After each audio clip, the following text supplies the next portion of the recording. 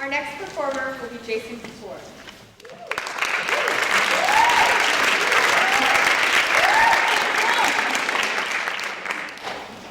I personally love William Shakespeare.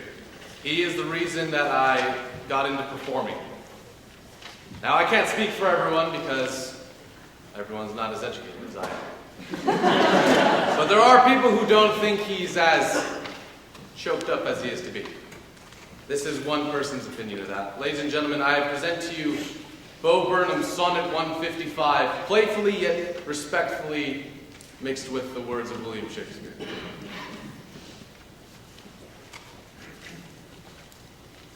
Sonnet 155, or if Shakespeare had written a poem.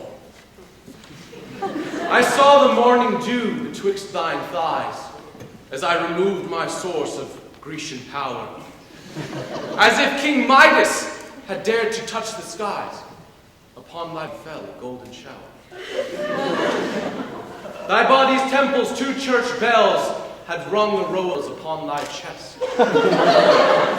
Bestowed. The sun had set, thy set with weary hung. I thought, how black a night, and blue a load. I said, what light through yonder beaver breaks? 'Tis the yeast. And now my belly's yellow. My pole gives cause to storms and earthy quakes, but 'tis not massive, I am no Othello. And when that final moment came to pass, like Christ, I came, riding on an ass. William Shakespeare was a verbal contortionist. He could bend his words like a contortionist bends his frame. And I'd hope that he could with a name like William Shakespeare. William Shakespeare. Some of you seem lost. Look. Say your name was Robert Frost, and you couldn't write?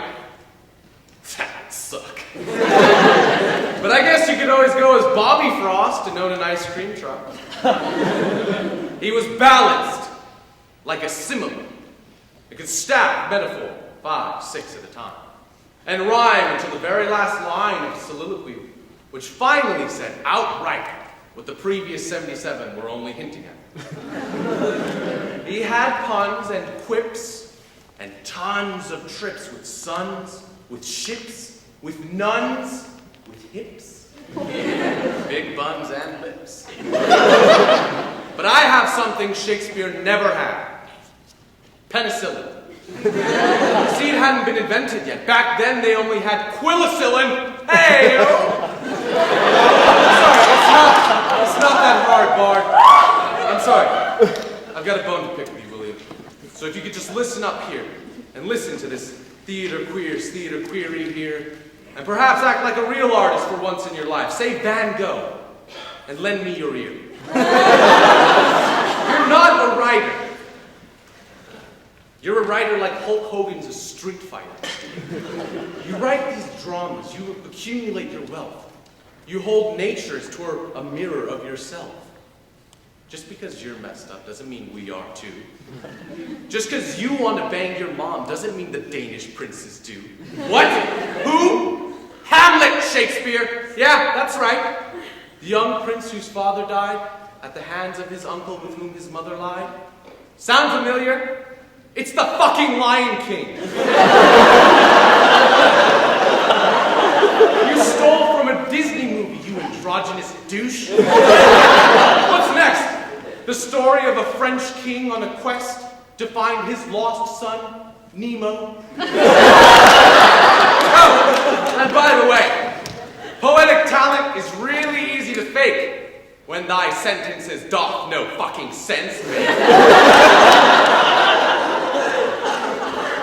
To be or not to be, that is the question.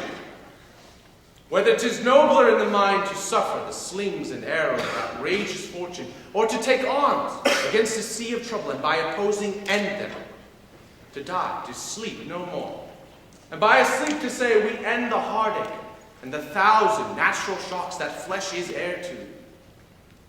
'Tis a consummation devoutly to be wished, to die, to sleep perchance to dream. Aye, there's the rub. For in that sleep of death, what dreams may come, when we have shuffled off this mortal coil, must give us pause.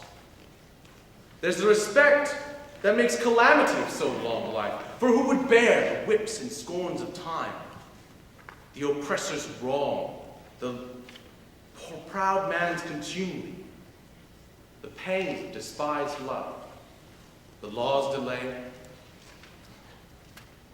the insolence of office, and the spurns that merit patience of the unworthy takes, when he himself might his quietus make with a bare bodkin. Who would fardels bear to grunt and sweat under a weary life, but that the dread of something after death, the undiscovered country, from whose bourne no traveler returns, puzzles the will, and makes us rather bear those ills we have than fly to those we know not of. Thus conscience does make cowards of us all. And thus the native hue of resolution is sicklied o'er with the pale cast of thought.